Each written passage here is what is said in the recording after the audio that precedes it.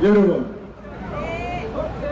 북한 김영철이가 문재인에게 국민연금 800조 중에 200조를 내놓으라고 그랬답니다. 통일부 장관을 통해서 그 얘기를 했다는 거예요.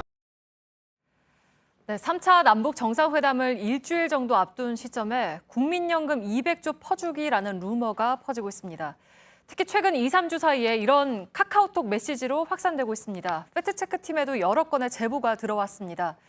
이른바 퍼주기 프레임은 저희가 몇 차례 다뤘는데 논란이 뜨거운 국민연금까지 등장했다는 점에서 검증할 필요가 있다고 봤습니다. 오대영 기자, 최소한의 근거라도 있는 겁니까? 근거를 찾기 어렵습니다. 주장의 핵심은 지난달 13일 판문점에서 열린 남북 고위급 회담에서 북측이 우리에게 요구를 했다는 겁니다. 당시 북한의 김영철 노동당 부위원장이 조명균 통일부 장관에게 요구했다는 겁니다. 하지만 김 부위원장은 이 회담에 참석하지도 않았습니다.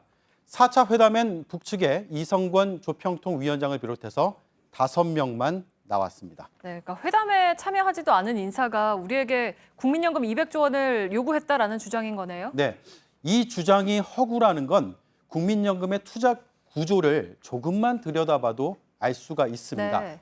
국민연금의 기금 총액은 638조 원 정도입니다. 국내외 주식과 채권 등에 전액 투자한 상태입니다. 이걸 정부가 독자적으로 뺄 수가 없습니다. 외부위원이 과반인 기금운용위원회가 정합니다. 내 외부 감사와 국회의 국정감사를 받습니다. 운용 상황이 매달 홈페이지를 통해서 공개됩니다. 네, 그리고 또 하나 확산되는 정보는 남북의 국민연금이 통합된다라는 거죠? 네, 최근 한 전직 국회의원이 자신의 페이스북에 올린 글에서 시작된 것으로 보입니다. 이후에 온라인 이용자들 사이에서 이게 통합이 되기 전에 빨리 돌려받거나 납부 거부 운동을 벌여야 한다는 반응으로 이어졌습니다. 그 근거는 국민연금연구원이 2017년에 낸 보고서입니다. 제목은 한반도 통일에 대비한 남북 연금 통합 기본계획 보고서입니다. 2014년부터 시작된 연구의 결과물입니다. 네. 이 보고서의 내용은 통일 이후에 대한 겁니다. 그리고 남북의 국민연금 재정 운용을 분리해야 한다라는 겁니다. 네, 그러니까 퍼주기와 관련해서는 정말 끊임없이 거짓 정보들이 생산되고 있는 것 같은데요. 네, 저희 팀이 올해 1월부터 하나하나를 되짚어봤습니다. 네. 평창 올림픽이 이슈였던 1월, 북한의 참가 비용을 우리가 현금으로 준다라는 정보가 한창 떠돌았습니다. 실제로는 우리 정부와 IOC가 현물로 지원을 했습니다. 국호와 단일팀 유니폼을 다 양보했다고 해서 평양 올림픽이라고 주장했던 것도 기억을 하실 겁니다. 가상화폐가 화두였던 2월, 북한의 비트코인 거액 송금이라는 루머가 확산이 됐습니다. 네, 저희가 이 두 사안 모두 팩트체크를 했었잖아요. 네, 그렇습니다.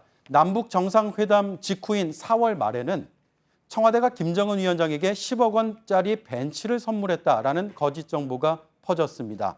그리고 5월에는 북핵 포기 대가 2,100조 원, 외신 취재비 $10,000 요구, 쌀값이 오른 8월 중순에는 대북 쌀 지원으로 쌀값 폭등이라는 거짓 정보가 확산됐습니다. 네, 그러니까 국민의 관심을 많이 받는 이슈, 그리고 이것과는 별개인 대북 문제를 연결시켰다라는 공통점이 있는 거네요. 그렇습니다. 이런 주장의 중심에는 일간베스트라는 사이트와 몇몇 정치인 그리고 몇몇 유튜브 채널이 있었습니다.